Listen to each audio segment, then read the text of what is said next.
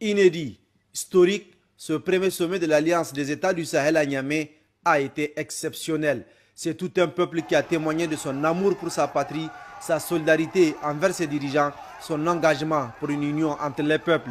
Des peuples qui partagent une histoire, un espace, une culture riche et diversifiée, mais aussi et surtout des intérêts économiques. La population est sortie accueillir triomphalement ses héros.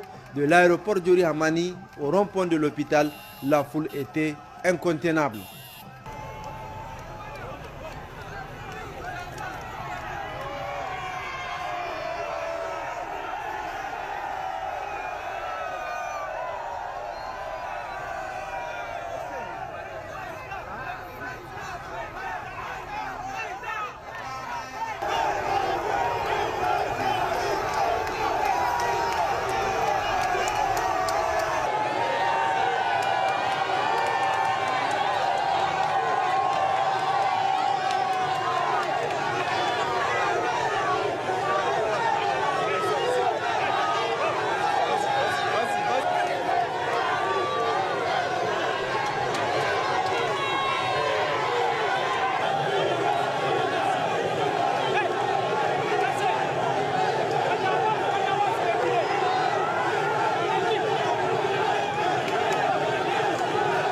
Des foules qui ont envahi le trajet présidentiel, cette détermination des peuples de l'Alliance des États du Sahel, c'est le même engagement qui anime les dirigeants de l'AES.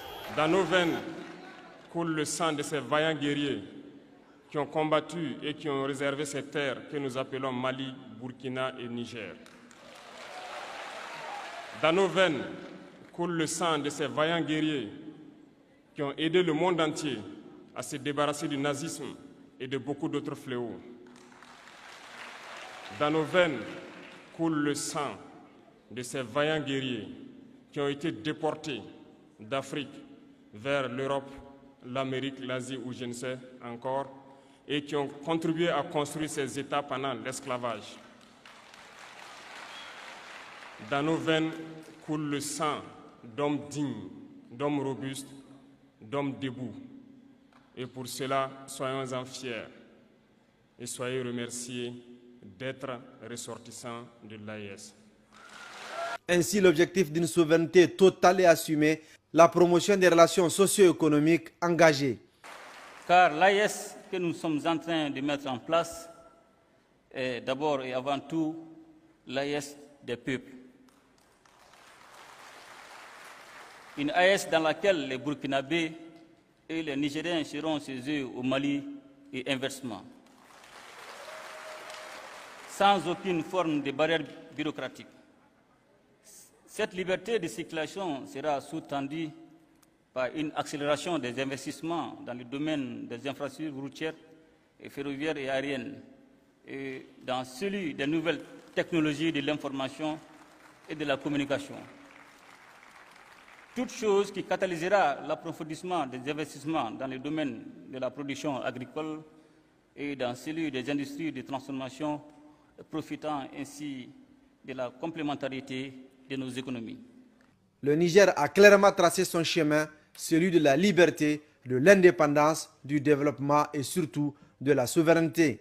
Il est urgent de créer les conditions d'une véritable sécurité alimentaire dans les pays de l'Alliance et mettre en place le dispositif économique, financier et monétaire nécessaire au financement du développement et à l'investissement productif dans l'espace des États de l'Alliance.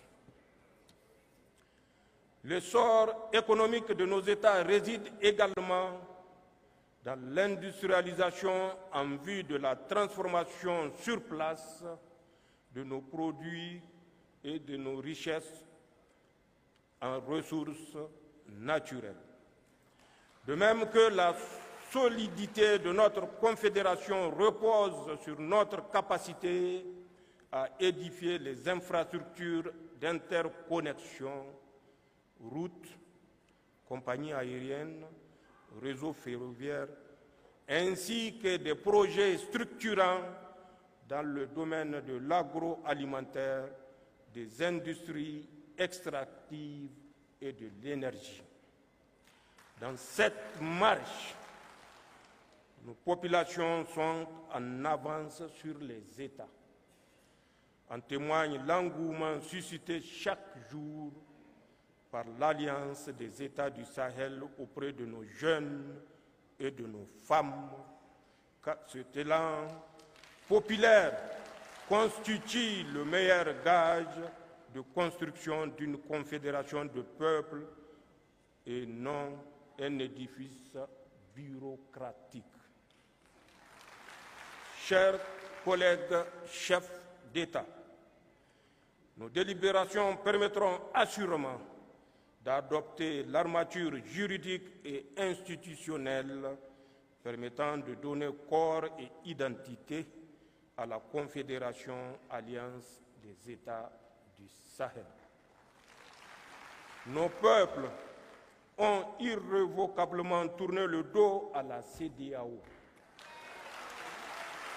Il nous appartient aujourd'hui de faire la Confédération Alliance des États du Sahel, une alternative à tout regroupement régional factice en construisant une communauté souveraine des peuples, une communauté éloignée de la mainmise des puissances étrangères, une communauté de paix, de solidarité, de prospérité basée sur nos valeurs africaines.